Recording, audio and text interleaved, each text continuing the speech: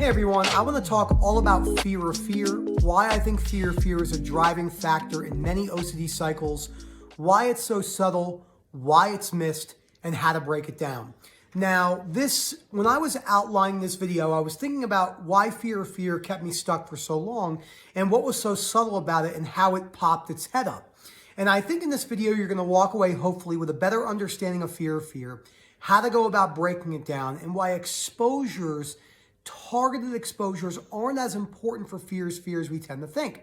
Before I go any further, please subscribe, hit that like button, comment down below. Let me know if you think fear is sneaky and subtle, as I will cover. Now, when you look at something like sensory motor, bodily sensation fears, that is primarily fear. That is the number one driving factor, which is the fear being stuck for the rest of your life and it ruining your life.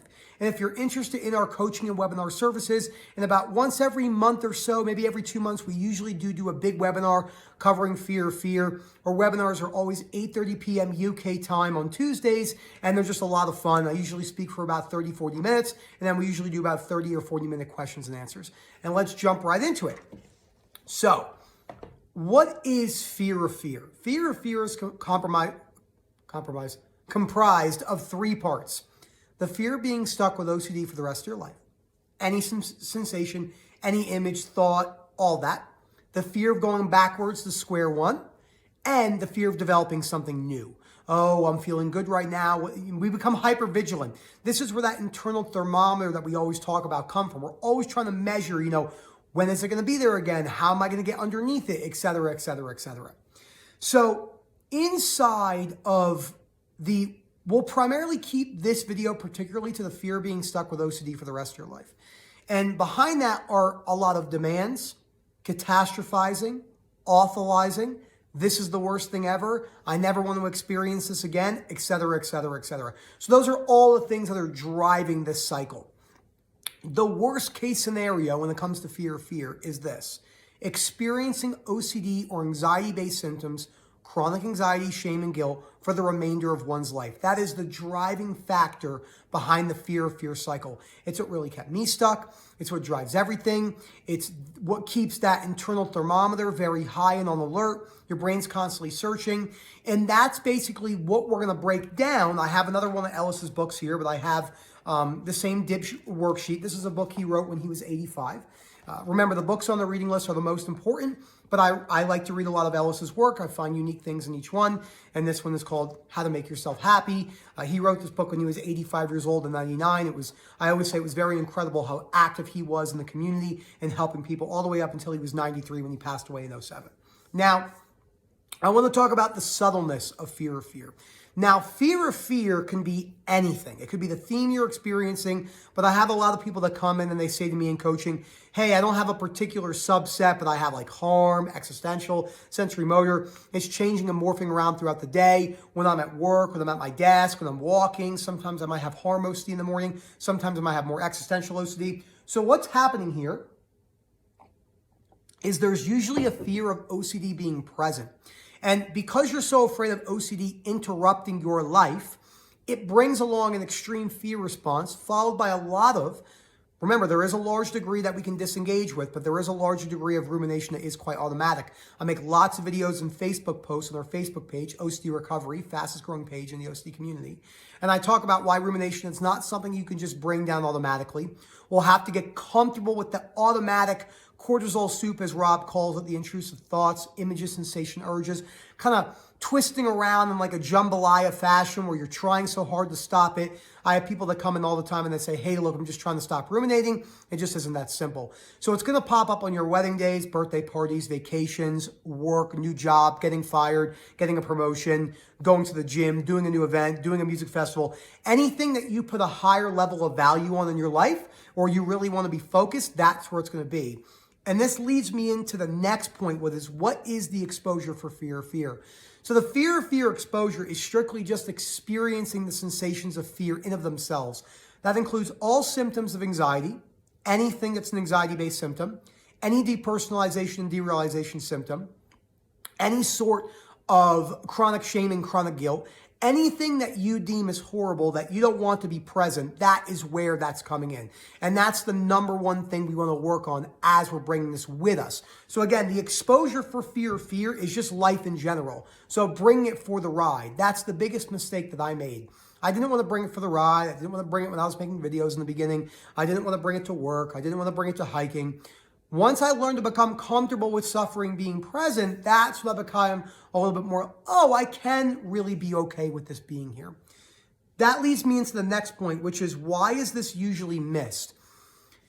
Before I met Rob, I never heard anyone speak about the fear, especially the fear of being stuck with OCD for the rest of your life. Most of the stuff you hear is, kind of leave thoughts there, let things go in one ear and out the other. The floating techniques from Claire Weeks, which have a lot of great applicability. The exposure aspect of it, exposures are great, but not so important for this particular aspect. It's more of actually decreasing the avoidance behaviors. Yes, that is a form of exposing yourself, but it's not going to do the trick fully, because if you're still afraid of being stuck with OCD for the remainder of your life, it actually makes it quite difficult to get better. So this is very, very important to cover when you're breaking this down. And the reason why I think it's usually missed, unless someone is experiencing chronic OCD and chronic anxiety, where, they're experiencing symptoms all day long, 24/7. If you're working with someone and you never experienced that, it's difficult to understand how afraid we are of that latching and remaining for the remainder of one's life. So it is really, really important to break that down. And it was very substantial for me to break that down in my particular journey, because I was so afraid of, worst case scenario for me. If I know these sensations, if I have this present for the remainder of my life is ruined, et cetera, et cetera.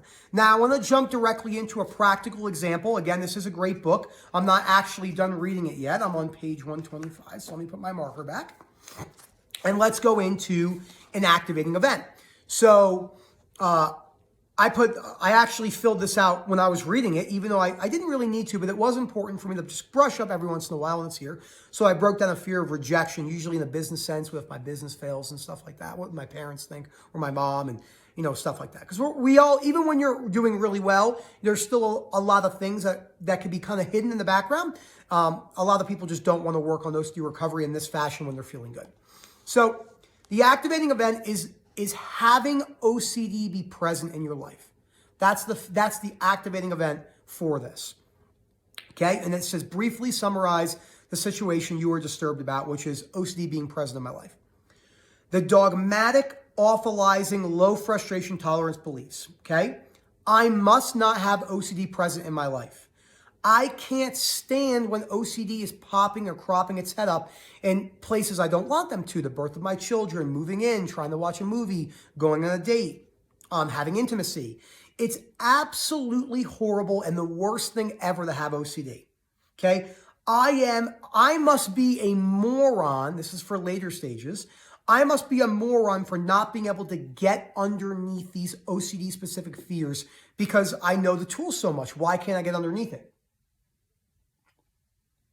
And that creates a plethora of unhealthy negative emotions and self-defeating behaviors. So you have anxiety and panic, depersonalization and derealization, compulsive changes from a behavior standpoint, trying to force acceptance, constantly trying to monitor that thermometer we talk about. Now let's go back to our disputing, because remember, that was A plus B equals C.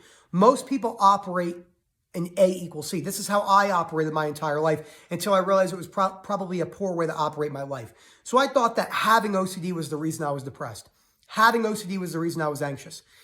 Having OCD was the reason I was angry. It was a part of it, but the primary driving factor was my belief system. It's difficult to conceptualize this at first. Once you start to break it down, it makes a little bit more sense. So where is holding the belief that having OCD is horrible? Is it helpful or self-defeating? Well, it's obviously self-defeating because you're on the video watching this and you're still stuck with OCD. Where is the evidence to support that the existence of my irrational belief that constantly experiencing anxiety or XYZ is horrible? There is no evidence.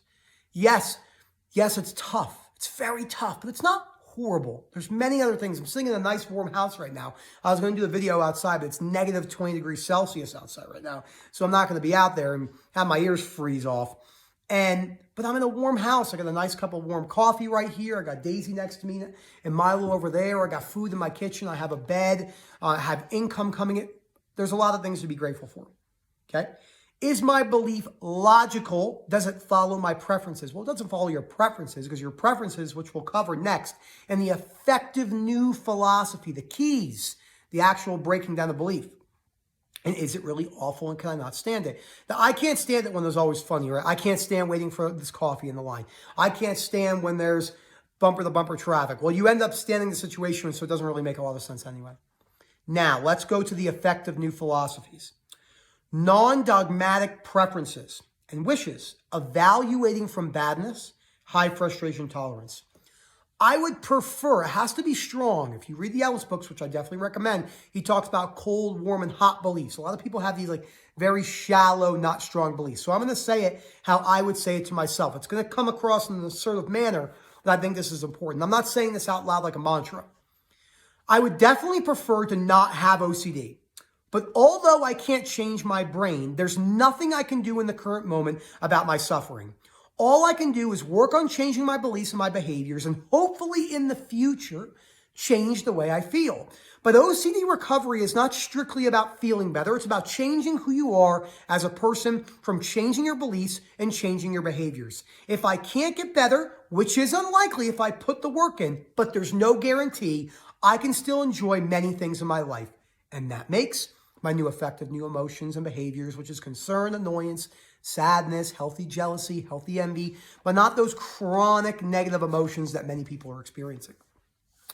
And that really wraps up, remember, the fear of being stuck for the rest of your life, the fear of going backwards to square one, and the fear of experiencing something new. But I definitely want to talk about and touch on the bonus factor of this on. I was just listening to a business podcast I thought was amazing, and they were talking about why, they called it, how did he say it? It was something so funny. He was like, but I'm syndrome. And he meant, but I'm different. None of us, we all think we're different. Every single person with OCD and anxiety-based disorders think they're treatment resistant and think they're different. But the reality is no one is different. The principles that we use are tested among thousands of people that have come in. Breaking down your irrational beliefs with unconditional self-life, other acceptance. This is for those chronic severe cases. Doing exposures when necessary, but realizing it's not key, not the only thing we need. Developing an attitude of time, of patience, discipline, and consistency. Patience, discipline, and consistency. Super, super, super important. And in time, you slowly chip away at breaking down your fears. So thank you so much for watching this video. I hope you guys enjoyed it. I think these videos have been flowing a little bit better with some more, just being a little bit more methodical about what I'm writing down. I am going to probably turn the camera on later tonight or tomorrow and doing about how I'm doing now overall, what I'm experiencing, how much better I am, all the progress I've made, the little ways that OCD might try to pick at me here and there, especially about fear of losing my business. That can be one of the times, and slight rejection, because I was so compulsive about not wanting to be rejected by society and my friends and my family, and I didn't want to admit it until the middle of my recovery journey, I would say. So it is important to cover that. Thank you so much for watching. Again, we have a lot of great webinars coming up. If you're interested in the webinar coaching services, please email us at info@ocdrecovery.com, and we'll get back to you in a timely fashion. Thank you so much, everyone. Comment down below, and hope to hear from you soon. Have a good day.